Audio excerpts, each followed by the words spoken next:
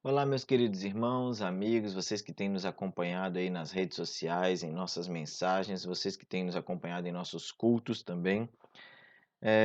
Hoje nós vamos falar sobre a grandeza do ministério cristão demonstrada por Paulo, a grandeza do ministério, né, demonstrada por Paulo. E para isso nós vamos pedir que você nos acompanhe aí conosco no texto da carta de Paulo aos Colossenses, no capítulo 2, os versículos de 1 a 5, que diz assim: Quero que vocês saibam quanto estou lutando por vocês, pelos que estão em Laodiceia e por todos os que ainda não me conhecem pessoalmente. Esforço-me para que eles sejam fortalecidos em seu coração, estejam unidos em amor e alcancem toda a riqueza do pleno entendimento, a fim de conhecerem plenamente o mistério de Deus, a saber, Cristo. Nele estão escondidos todos os tesouros da sabedoria e do conhecimento. Eu lhes digo isto para que ninguém os engane com argumentos que só parecem convincentes, porque, embora estejam fisicamente longe de vocês, em espírito estou presente e me alegro em ver como estão vivendo em ordem e como está firme a fé que vocês têm em Cristo Jesus. Por isso, então, continuando a nossa série de mensagens na carta de Paulo aos Colossenses, o que observamos aqui até este momento, até o início do capítulo 2, final do capítulo 1 ali, o que nós conseguimos observar é que o apóstolo estava falando de uma forma assim mais generalizada. Ele estava abrangendo mais o assunto, como se estivesse falando a várias igrejas. E isso é confirmado no capítulo 4, versículo 13, quando ele menciona essas demais igrejas que também estavam recebendo essas orientações, que é a igreja de Laodiceia e a igreja de Herápolis, que ficavam próximas ali daquela localidade. A partir deste ponto, então, meus irmãos, a carta agora ela passa a ser mais voltada para os colossenses. Paulo agora começa a estipular um vínculo mais pessoal e direto para com esta igreja, com a igreja de Colossos. Mesmo estando separado dos colossenses e sem sequer os conhecer pessoalmente, Paulo, a partir deste capítulo, ele exprime então agora uma aproximação em espírito, como se estivesse presente no meio deles. Isso a gente vê no versículo de número 5. O objetivo de Paulo com essa carta, meus irmãos, era que os colossenses viessem a conhecer Jesus conforme ele deve ser conhecido, o mistério de Deus, abordando tudo como isso envolve. A esperança que o apóstolo possuía era de a esperança que o apóstolo, né, possuía era de que essas instruções transmitidas em espírito de amor elas fossem eficazes, pois, através do crescimento espiritual, os crentes da igreja de Colossos viriam a conhecer a verdade do Cristo que se pregava. Este sentimento de Paulo, meus irmãos, apresentado em forma de preocupação pelos colossenses, levam, né, os apóstolos a demonstrar a grandeza, ou melhor, leva o apóstolo Paulo a demonstrar a grandeza do ministério cristão exercida por ele àquela igreja, aos cristãos gentios. E aí nós temos então o primeiro ponto que nós retiramos deste texto que nós encontramos aqui, que é a grandeza do ministério demonstrada por Paulo através da batalha pessoal de todo cristão. Então nós vemos que o versículo 1, ele fala para nós o seguinte: Quero que vocês saibam quanto estou lutando por vocês, pelos que estão em Laodiceia e por todos os que ainda não me conhecem pessoalmente. Então aqui nós vemos a grandeza do ministério sendo demonstrada através da batalha pessoal que todo crente enfrenta. Qual seria essa batalha pessoal enfrentada por todo crente, por todo cristão? Quando nós olhamos para o texto, não vemos de forma assim explícita o que Paulo está falando ou ao usar esta expressão no texto. Lutando, estou lutando por vocês. Por este ministério, porque este ministério, em muitos casos, né, ele está oculto aos olhos humanos. É um ministério que não se vê, é um ministério que é feito no secreto. Na maioria das igrejas não é nem sequer mencionado, sendo por muitas vezes esquecido e negligenciado esse tipo de ministério. E este é o ministério da oração. Quero que vocês saibam quanto estou lutando por vocês. Quando Paulo usa essa expressão, lutando por vocês, claramente ele está demonstrando que se encontra constantemente em oração, como ele mesmo escreve em 1 Tessalonicenses 5,17, onde ele diz o seguinte: orem continuamente. Ou é ainda, é confirmado por Tiago, no texto de Tiago, capítulo 5, versículo 16, que diz: portanto, confessem os seus pecados uns aos outros e orem uns pelos outros para serem curados. A oração de um justo é poderosa e eficaz. Quando oramos, meus irmãos, nós entramos em uma luta, em uma constante batalha espiritual, que não é contra homens, e sim contra seres celestiais que dominam este mundo. Como apresentado pelo próprio apóstolo Paulo na sua carta aos Efésios, no capítulo 6, versículo 12, onde ele diz o seguinte: nossa luta não é contra pessoas, mas contra os poderes e autoridades, contra os dominadores deste mundo de trevas, contra as forças espirituais do mal nas regiões celestiais. Então, ao lutar pelos colossenses, Paulo está se colocando em uma batalha espiritual constante em prol de suas vidas. Como as igrejas daquela região sofriam constantes ataques de falsas doutrinas, Paulo se responsabiliza então aqui em apresentar diariamente os colossenses diante de Deus, a fim de que eles permanecessem firmes em sua fé e não se deixassem levar por falsos ensinamentos. No capítulo 1, versículo 9, a gente vê isso confirmado. Por essa razão, desde o dia em que o ouvimos, não deixamos de orar por vocês e de pedir que sejam cheios do pleno conhecimento da vontade de Deus, com toda sabedoria e entendimento espiritual. Algo interessante que observamos no texto, meus irmãos, é que a luta de Paulo em oração não se prendia somente aos crentes da cidade de Colossos, mas alcançava toda a área circunvizinha ali daqueles irmãos. Ele também diz que orava pelos que estão em Laodiceia. Aqui Paulo faz menção de um grupo específico e conhecido, mas que está distante, aproximadamente 9 quilômetros da cidade de Colossos.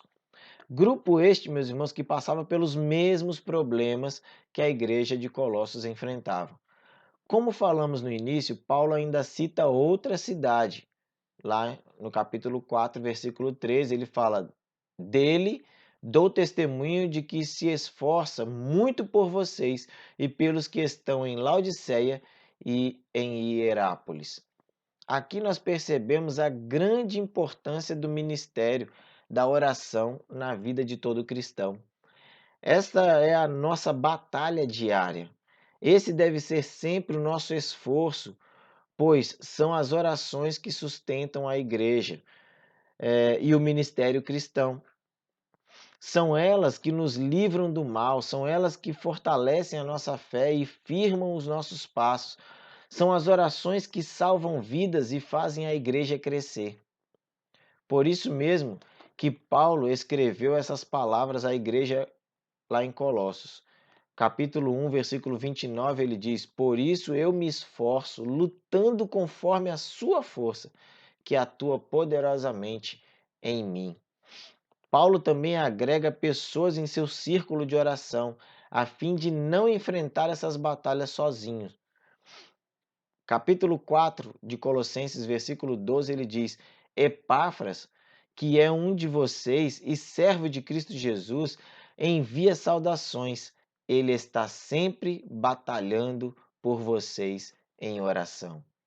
Quando ingressamos neste ministério, meus irmãos, é incrível como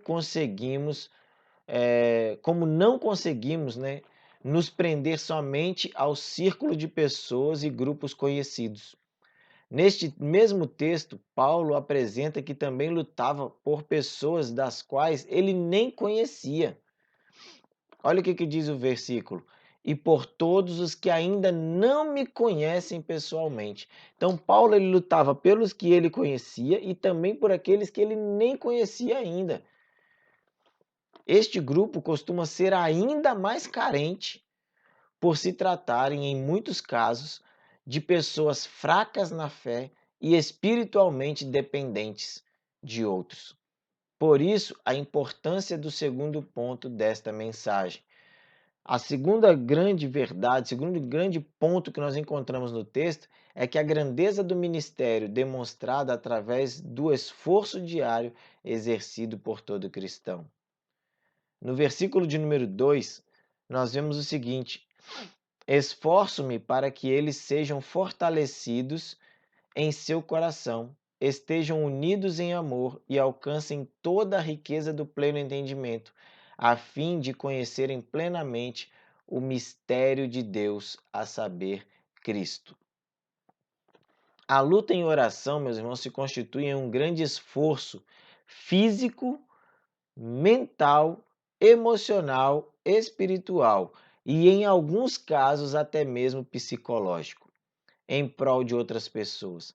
Ao descrever esta passagem, esforço-me para que eles sejam fortalecidos em seu coração, Paulo está apresentando aqui a mesma ideia empregada por um personal training ou profissional de educação física, que é o seguinte: este que se esforce em elaborar programas de treinamento que façam com que seu aluno alcance objetivos desejados, seja a hipertrofia muscular ou para a estética corporal ou fortalecimento muscular, para uma melhor resistência do corpo ou o emagrecimento para uma melhor qualidade de vida.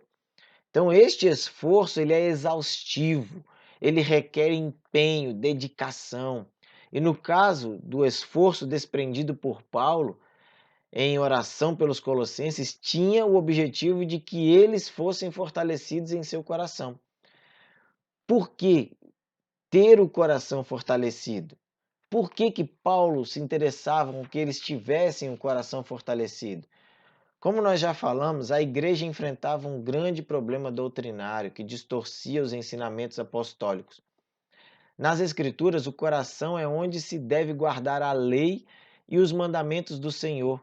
Olha o que diz o salmista, Salmo 119, versículo 11: guardei no coração a tua palavra para não pecar contra ti.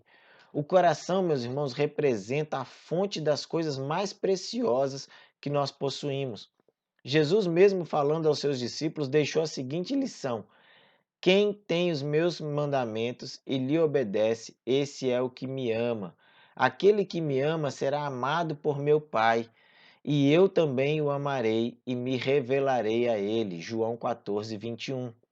O grande sábio Salomão, falando sobre o coração, faz o seguinte comentário, Provérbios capítulo 4, versículo 23. Acima de tudo, guarde o seu coração, pois dele depende toda a sua vida. O coração é a fonte da vida. E por esse motivo, Paulo se esforça tanto para que os colossenses sejam fortalecidos em seus corações. Pois se dependesse, se eles perdessem seus corações, eles perderiam as suas vidas. Mateus capítulo 6, verso 21 diz: pois onde estiver o seu tesouro, aí estará o seu coração. Ao esforçar-se, meus irmãos, para que os colossenses fortalecessem seus corações, Paulo tinha o objetivo de que, sendo fortalecidos, eles conhecessem de forma completa e plena o mistério de Deus. E esse mistério de Deus, está lá no versículo 2, a fim de conhecerem plenamente o mistério de Deus, a saber, Cristo.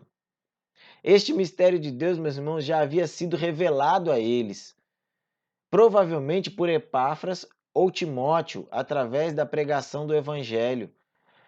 Então, por que Paulo agora entra nesse assunto novamente? Justamente por causa dos ensinamentos dos gnósticos que estavam distorcendo os ensinamentos apostólicos. Segundo Ralph P. Martin, no seu comentário bíblico, ele diz o seguinte: aqui Jesus é representado como a imagem de Deus que destrava o segredo da natureza divina e fornece a chave ao enigma de Deus. Ele é o repositório de todo entendimento, a sabedoria e o conhecimento, sendo todos estes evidentemente termos muito empregados na discussão sendo travada em Colossos. Então, Ralph P. Martin ele deixa isso bem claro, falando que Cristo era a chave para destravar todas essas questões doutrinárias que existiam ali naquela igreja. E qual é este mistério, então, que Paulo fala aqui? 1 Coríntios, capítulo 1, versículo 21 a 24, mostra isso para nós. 1 Coríntios 1, 21 a 24.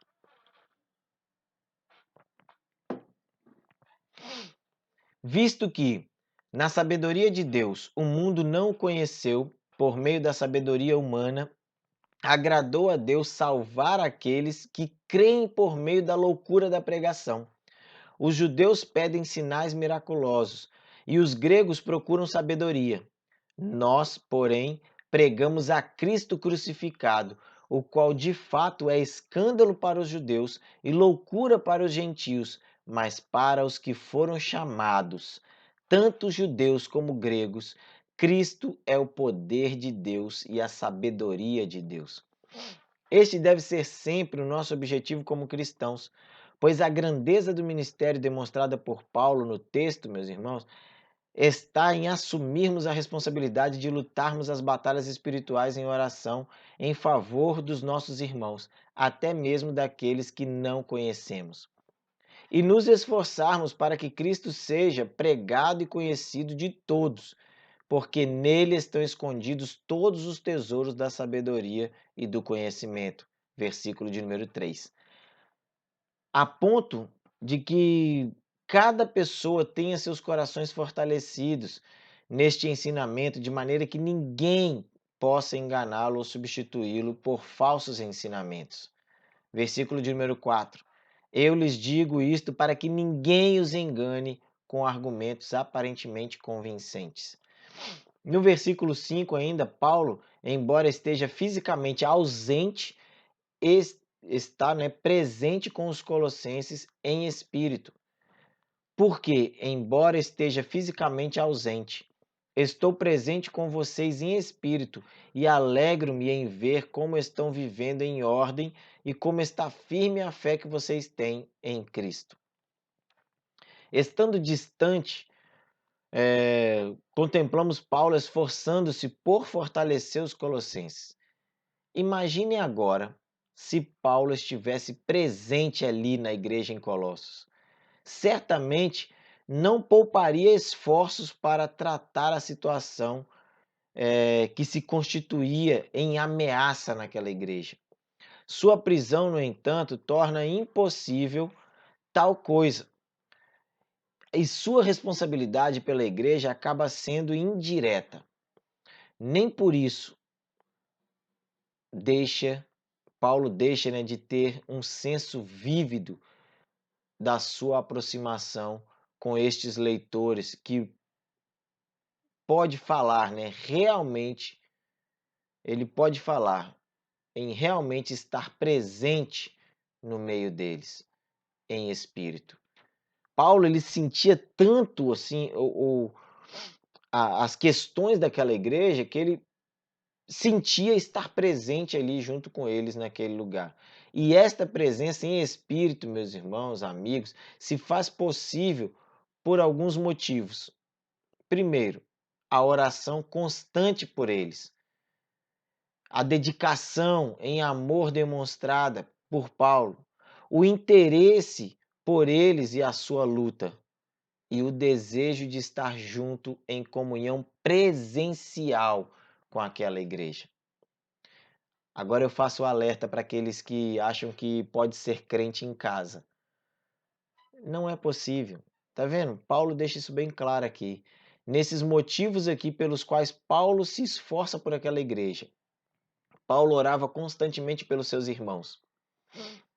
Paulo se dedicava em amor e demonstrava assim esse amor mesmo estando distante. O interesse pela mesma luta deles. Quem se afasta do rebanho, quem se afasta da igreja, quem acha que pode ser crente em casa, está fugindo dos problemas. E Paulo aqui está dizendo para nós, ó, eu me interesso pela luta de vocês, me interesso tanto que eu queria estar presente, eu queria estar junto. Por isso, o quarto motivo, o desejo de estar junto em comunhão presencial, porque ali você entende as lutas uns dos outros.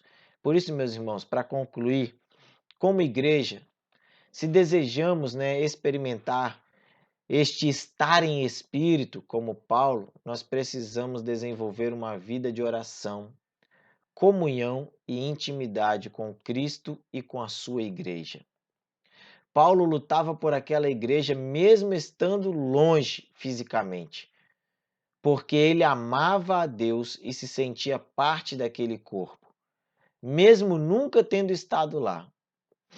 Cristo deseja que esta grandeza do ministério paulino, demonstrada aos colossenses, seja também vivida e experimentada em nossa vida e igreja hoje. Só precisamos seguir o exemplo de Paulo e aplicar os ensinamentos de Cristo Jesus em nossa vida. Nós precisamos estudar mais, entender mais a palavra de Deus, nos colocarmos mais à disposição e não fugirmos das batalhas. Precisamos estar juntos para juntos vencermos as batalhas. Este é o ministério cristão demonstrado por Paulo. Que nós possamos seguir o seu exemplo, seguir o exemplo de Cristo e dos apóstolos. Então, meus irmãos, eu encerro aqui. E que Deus, complete esta palavra em seu coração.